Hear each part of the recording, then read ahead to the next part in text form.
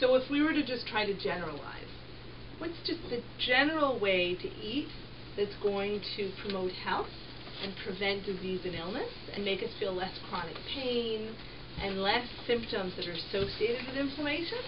We want to eat non-inflammatory foods, mostly. The key is mostly. None of us are perfect. None of us can adopt a perfect lifestyle and diet. But if we try to do general, then you want to eat a lot of vegetables. That should be the bulk of what you're eating. You can have definitely fruit. So many fruit have beautiful enzymes in them to help you break down all kinds of things in the body, in a good sense, a lot of antioxidants. You don't want to avoid fruit because of the high glycemic piece. Just try to keep it to the lower glycemic fruits, but they're very healthy for you. And then natural protein.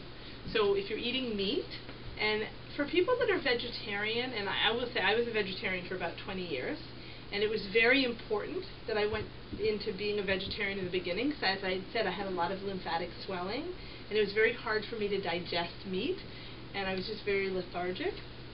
And so when I started eating vegetarian, I had a lot more energy. But over the course of 20 years, and I got much healthier, and I probably could have digested meat at that point, I was so protein deficient because it's very hard to be a responsible vegetarian. Very, very hard. So unless you have a lot of understanding on how to get protein in by being a vegetarian, it's just not a good idea. So, but if you are eating meat, which is good for a lot of people, and best for a lot of people, like for me when I eat meat, I feel so good. But the source is really important.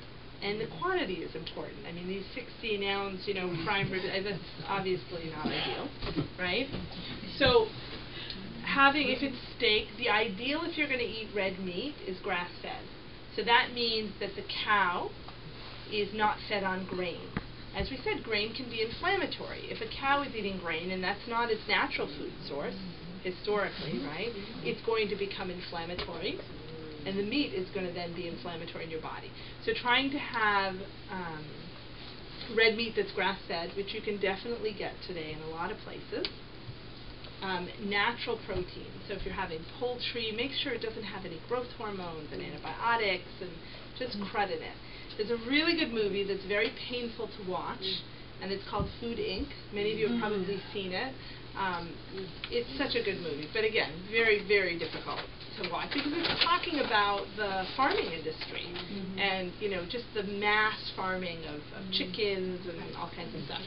So if you want to learn about it in real specifics, so that will really get you never to eat an unnatural chicken.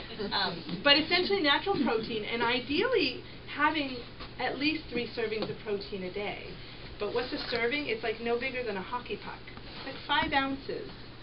Okay, so whether that's natural eggs, wild fish, grass-fed beef, natural poultry, right? There's lots of sources you can, get variety in, but make sure that it's natural, not necessarily organic, but make sure it's free of all the crud that would be added in, and not in excess, but definitely repetitious. It's interesting how some people don't eat enough protein and they're lethargic, they're low energy, and you start to add in the protein, there's so much more energy just from that. It's such a big part of the diet.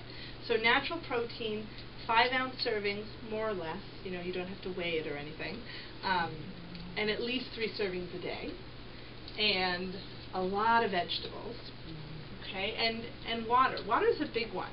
It is so amazing how many of us are dehydrated. I mean, you think about kids in the summer even, for example, that are constipated. So often it's because they're dehydrated. So just drinking water, just avoid anything else other than water and maybe some green tea. Just drinking water already can probably eliminate a lot of our symptoms. Okay, because it hydrates us, it also filters. It provides our body with what it needs to be able to filter toxins.